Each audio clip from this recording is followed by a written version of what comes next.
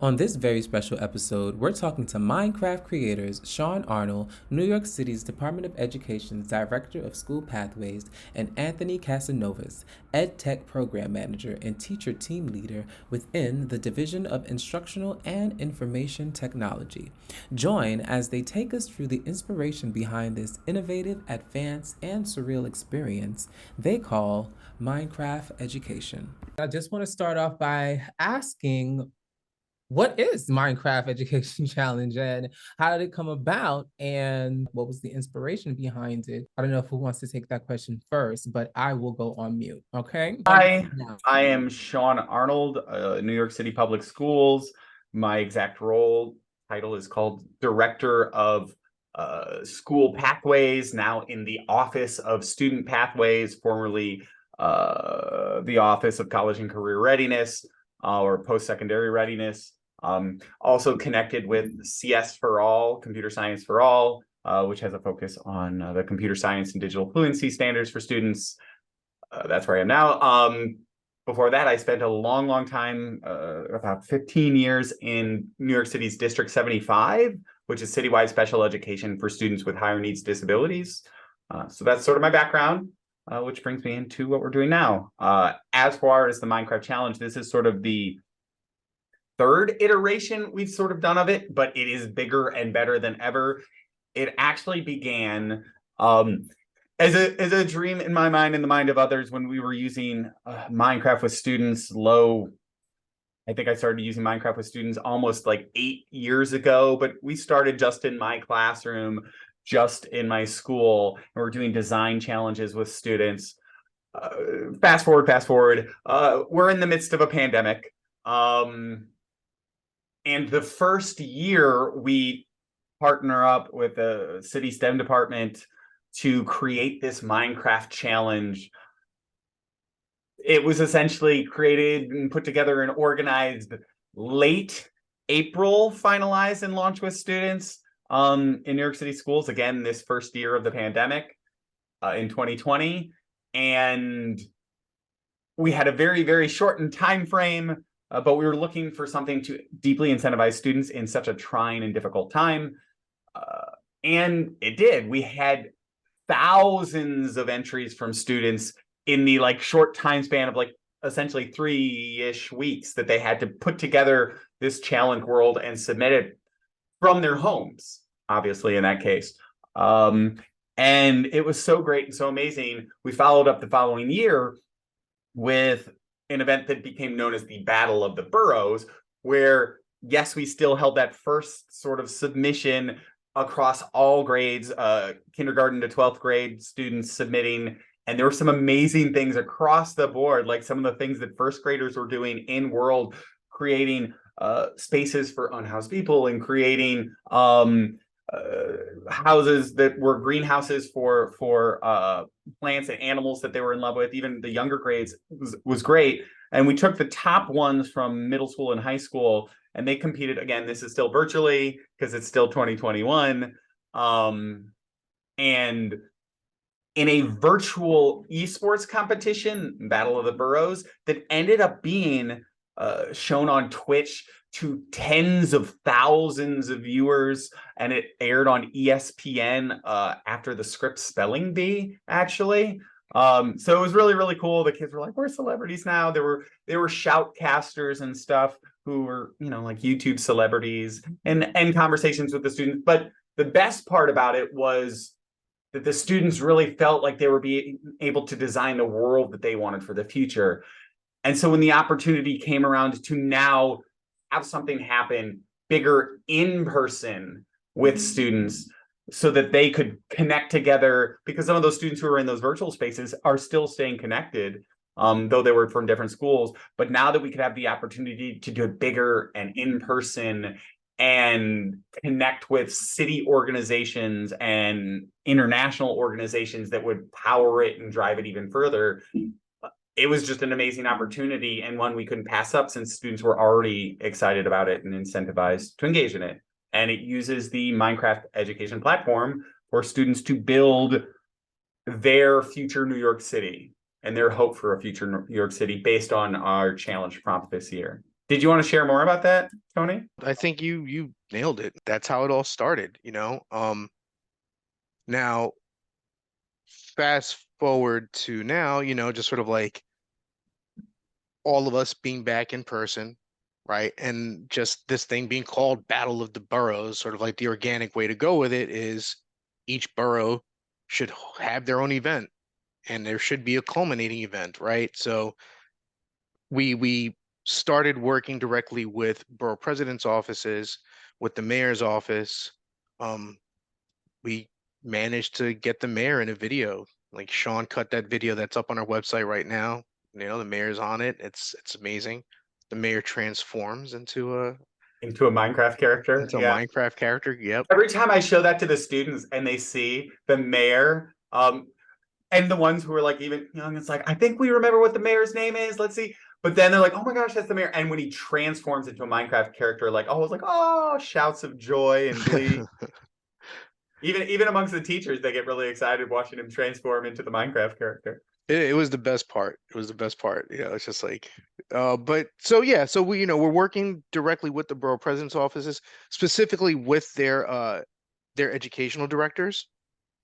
And of the 5 events, 4 of them are actually in collaboration with a college. So we're working with CUNY. We have in the Bronx, we're going to be at Hostos.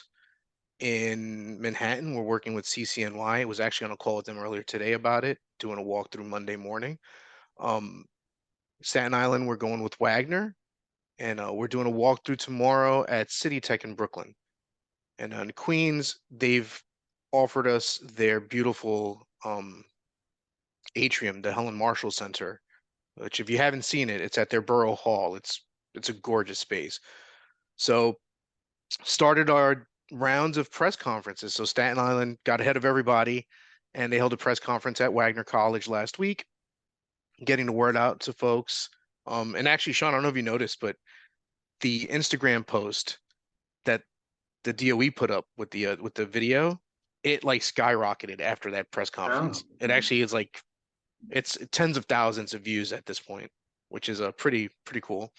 I think Right. it's worth So, noting yep. that, like Tony was saying, the partnerships with the colleges too, not just as like, oh, cool, it's going to be at these spaces, but it's a genuine partnership where they're helping high school students create this pathway both in esports and digital design and game design, Right. and showing them what's possible. Because I think, as Tony was saying, one of the mayor's plans is for it to be a school to career pipeline, Exactly. wanting to bring game design and game design companies majorly back into the city so that games are designed here, are made here, are cultivated here in independent and large scale studios that provide opportunities across the city for New Yorkers. But it starts with the students in the early grades getting connected to esports and getting connected to design and getting connected to computer science, which is part of what I do. And funny enough, that whole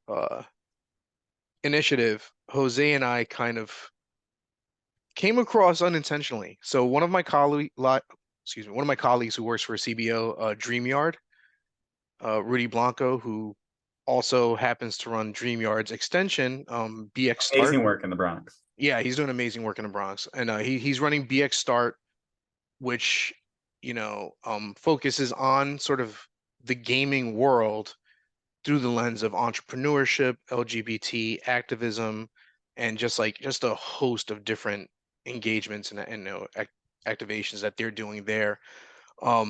He sent me a message one day like, "Hey Tony, you're out by City College. There's this like gaming thing that's happening there. If you want to go check it out." So I was like, "Yeah, I'll go check it out. Why not?" So I registered, walked on over to City College because I live in the neighborhood, and lo and behold, it was like the mayor's press conference announcing this digital gaming initiative and how they were forming an industry council to discuss it. And they had already done all these studies about the economics of it and how it brings, huge dollars to New York City and how we need to sort of actively engage in it, and how they partnered with Urban Arts Partnership to bring in the education component. So as the DOE sort of representatives there, we're like, well, we've already been looking into this. We know that there's a couple of schools that are doing game design, and we were interested already in the esports, and the the Battle of the Boroughs is something that was already in existence. Or like we could amplify all of this, you know, with this event and beyond. And we've been actively engaged in like meetings with the mayor's office and all the industry partners. So that's exciting. And what this is being used as, in addition to just a competition, is an opportunities fair. So each borough is going to have a mini opportunities fair, and the plan is for the finale to be sort of like a big, sort of like bigger fair.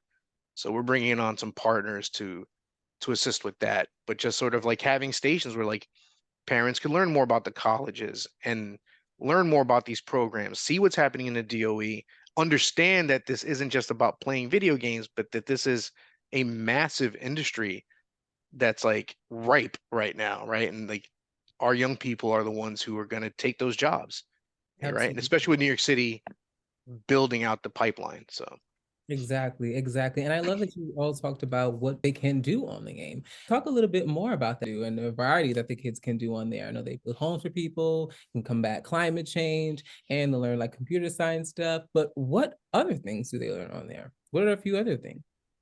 Well, the prompt that we've given students, we want students to focus on creating a safe, connected, resilient, and sustainable city.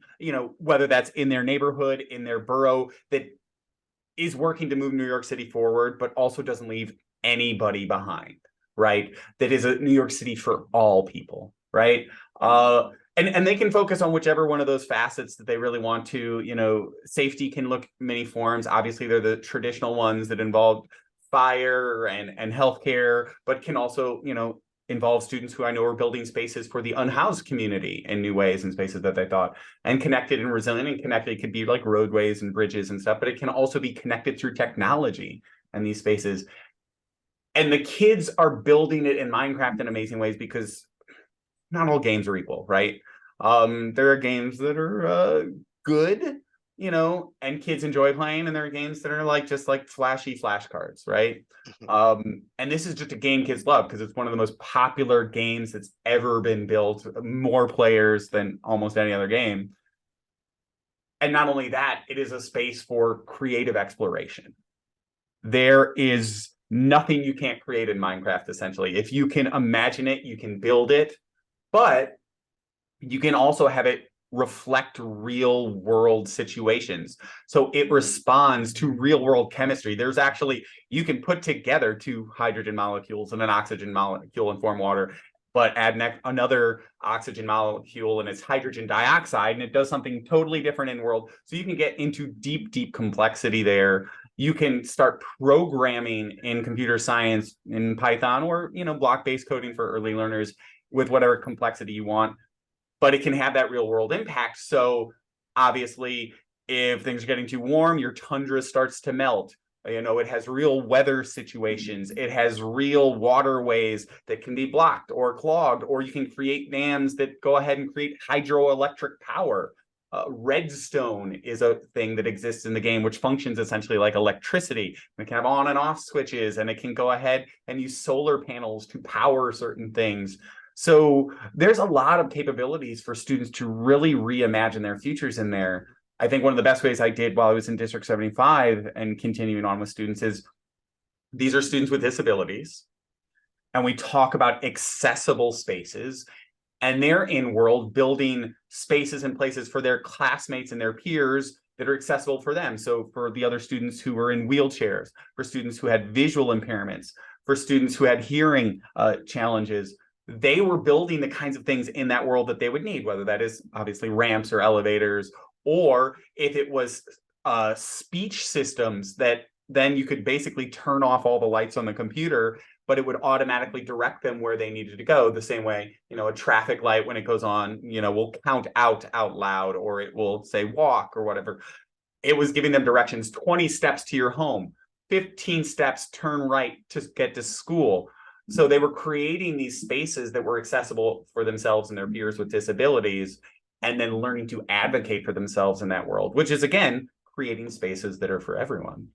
Absolutely. And speak to that. I love that. Well, first, one question is, so the fairs that we're having in the colleges are those the fairs where high school students get to go to the colleges as well? Yes, the The- live events, the- the kids who are competing, and it's not just going to be high school students either. There'll be middle school students there, It's K and through the way 12. that K through 12, right? yeah, K to 12.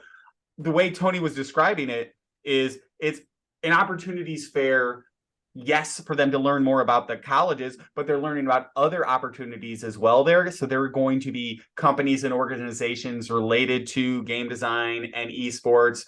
There are going to be organizations that do game-based learning there. Imagine like Lego Robotics and those groups there for students to go ahead and explore even at early ages to sort of learn what their passions are, to find what's possible, and have their families and parents and communities learn about if this is, what is going to drive my child into the future and give them these opportunities. This is how I can get them there. Right. And that is such an incentive to go to and learn about all of this. It's a great time to really, really, really get into it. I love that it's K to 12 and starting early because honestly, if you talk to any kid right now, they'll just be talking about Twitch and gaming and all that stuff and going on being a YouTuber and all that stuff. So Exactly. literally the angle. What if somebody wanted to request you guys? Let's say somebody wanted to have their, classroom, or a teacher wanted their, students to know all about Minecraft and get involved. What is the best way to get into it? Do we contact Youth Trade, or do we contact, is it like a one person point of contact, or anybody that?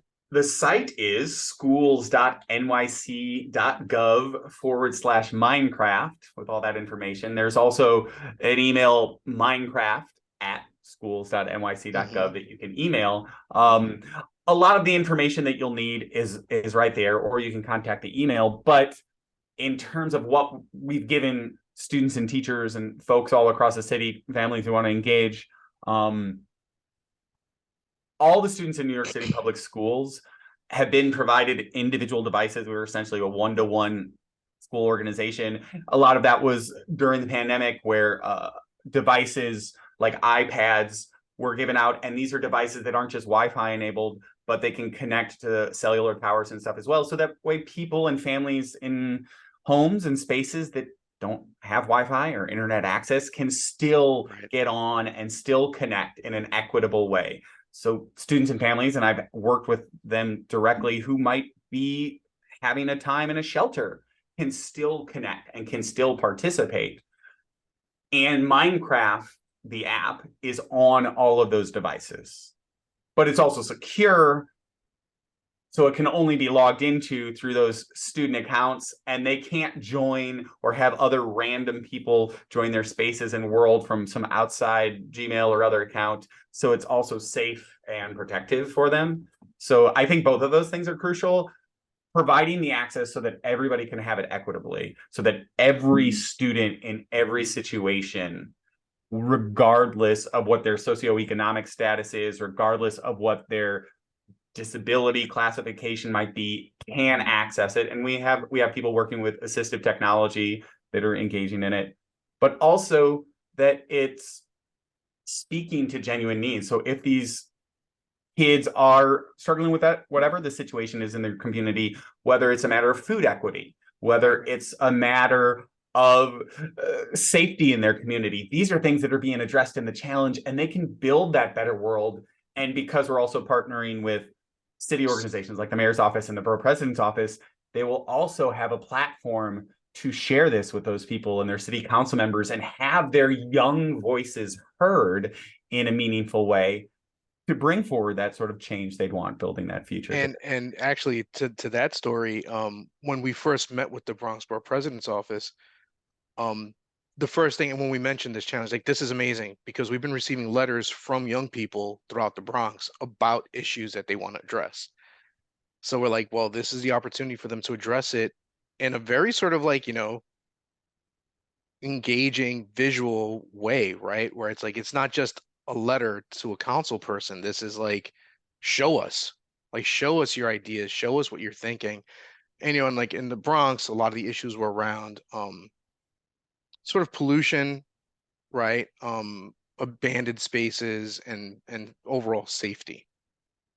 right? So I'm curious to see what the students in the Bronx produce in that regard. So, it's one of the reasons why the initial prompt is it's a broad prompt, right? But that's because we know that there's just so many challenges that our young people could address. So we wanted to keep it that way. One of the schools I was in the other week, again, some New York City schools are in older buildings, and there were some, I should say, infrastructure challenges in that building.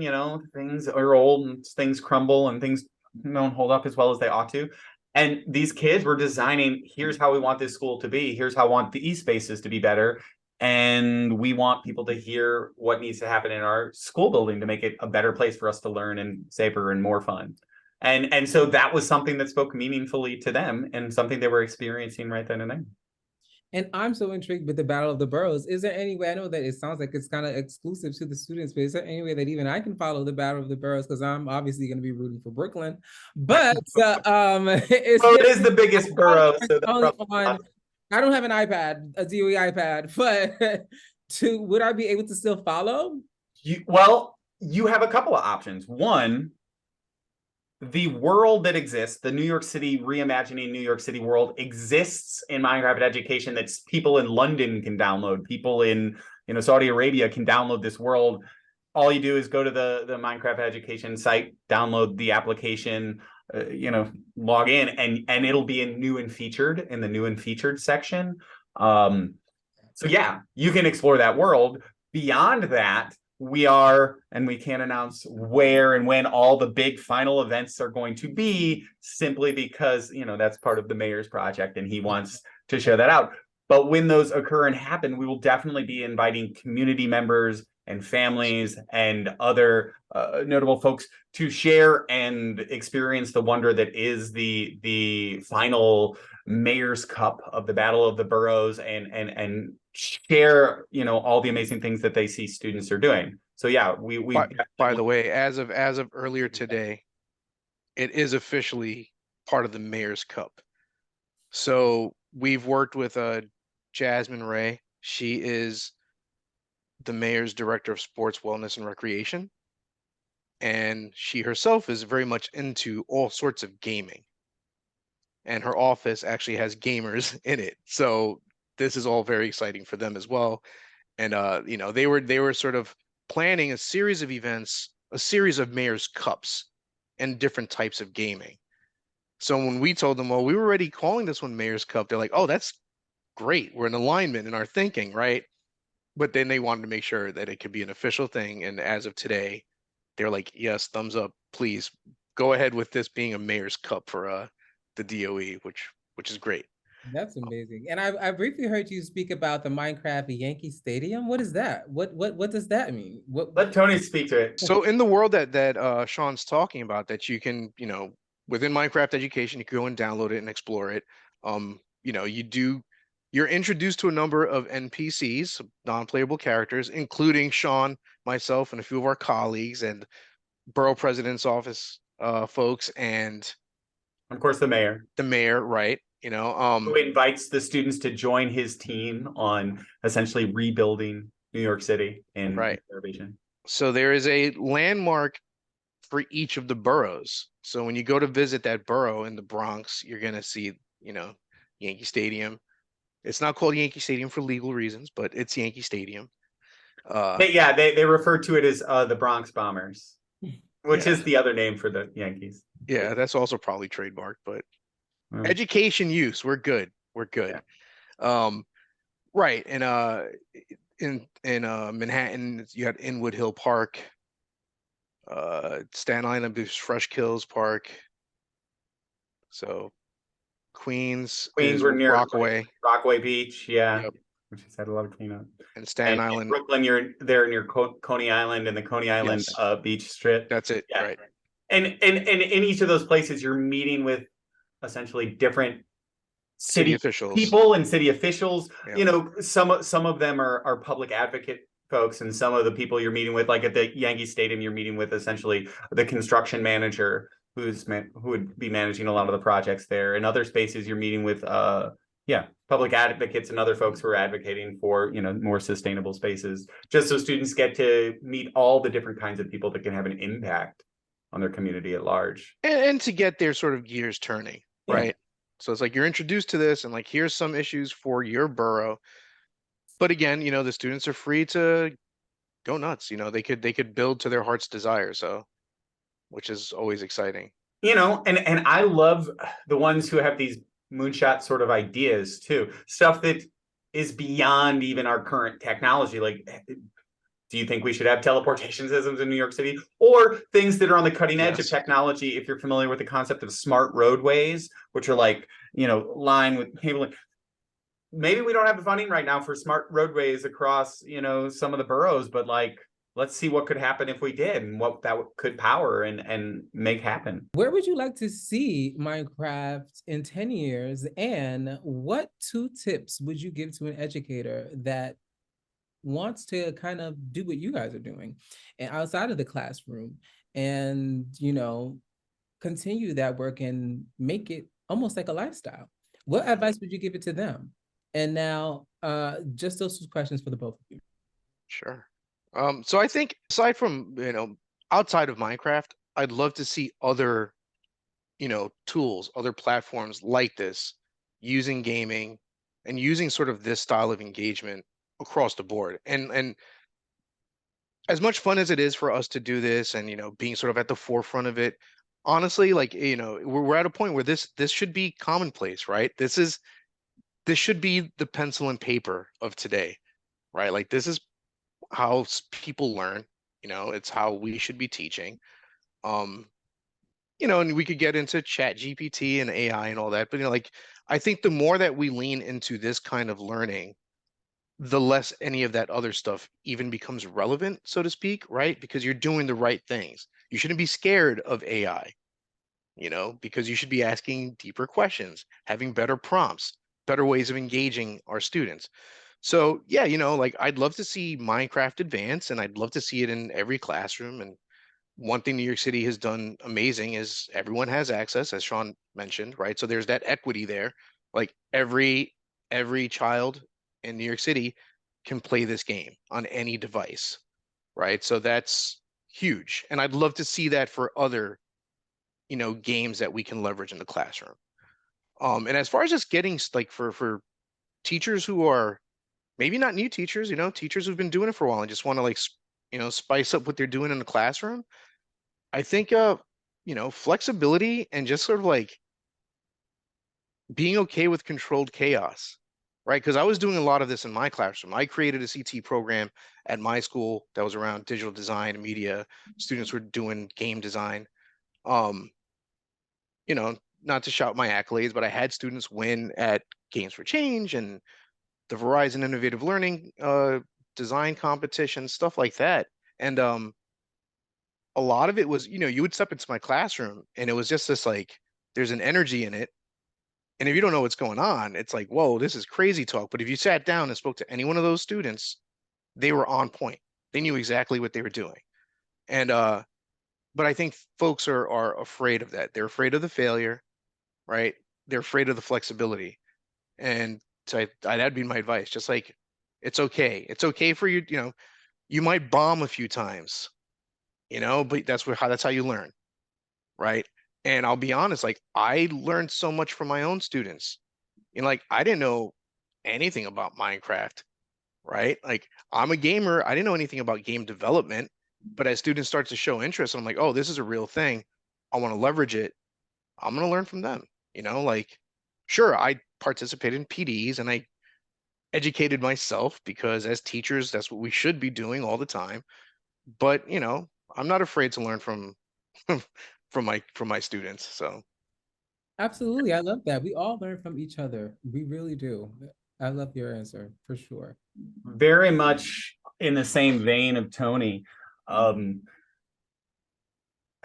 Minecraft in 10 years, I mean, some of the stuff I've already seen it do, working with educators outside of New York City who do use a lot of game-based learning. There's a wonderful educator, Stephen Reed, who's used it in places like Saudi Arabia and Scotland to work with students developing real world situations and helping them to build real, like literally using you can export things from Minecraft to like 3D printables and stuff. And had these students who had no actual school building create a school that then they were able to, sell these items and things that they created from in Minecraft to buy the bricks and all the things in the mortar that they needed to build their school. They built themselves a space to continue their education thanks to Minecraft. That's stuff that's already happening, right? Already happening. There's AuTCraft, which is a space for people with autism to be comfortable learning how to communicate and connect with each other in Minecraft. Already existing in it are spaces. There was a world peace Minecraft place where students from Palestine were playing alongside students from Israel. And again, it's not giving us world peace or anything, but engaging with peers that they would have never otherwise engaged with, and in collaborative ways without the harshness that might have existed in this non-virtual space. And it gave them an exercise in empathy in those spaces. So in 10 years, I don't know if Minecraft is the game. I don't know, like Tony was saying, if we move forward, but the age of information is over and done long time ago. Information is of lesser value in a world where I can just Google or ask Alexa. Even beyond that, now, as you were talking about with AI and wherever that will explode and change, it's not a matter of that students don't still need their educators, don't still need the school leaders, don't still need the guidance. It just needs to adapt and grow with the world that is adapting and growing and changing. So I can't imagine what even everything looks like 10 years from now. Like 10 years ago, I don't know, we had like our first iPad, right? And everybody's like, this isn't going to stick. Who's going to use this or whatever, right? I mean, 15 years ago, who had a smartphone? Not so many people. But again, now it's ubiquitous and it's everywhere and it's knowledge in our hands constantly. So what I would say to that educator, the same way Tony was saying, is don't be afraid. You don't have to be good at a thing with Minecraft to teach with Minecraft. You don't have to know what blocks make what. You're setting your goals for your students. You're setting how you're measuring those goals. The students know how to play in the world. They know how to do it. So what a teacher, and this is a challenge. I know Tony said controlled chaos. I love that idea. I know that can be scary for some educators. So simply starting with the concept of letting go of a little bit of control, which I know is a challenge and a hard thing for teachers to do at first. That ability to know that you don't have to lock the students down and tell them they can't ask Alexa to solve their multiplication problem, but rather come up with a more complex idea and a complex system for figuring out what your students know. Because again, in a world where it's so easy to get that information is not the value. It's whether your students have these sort of future-ready skills, which is the ability to be creative, the ability to communicate well with other human beings and collaborate with them, the ability to think critically and solve real-world problems in a community. So those are the skills your students are going to need if we're in a virtual world with masks on in 20 years, or if we are in a physical space exploring, hands-on learning, walking into Coney Island Creek and trying to clean up whatever pollution is there with our physical hand. They're still going to need all those same skills. So that's what I would say. Be willing to stretch your imagination as to what is possible and allow as much as you can and are comfortable with that space for your students to guide their own learning process and give them that autonomy as much as you possibly can, because they're going to benefit from it. And so are you as an educator, freeing yourself from those constraints. Absolutely.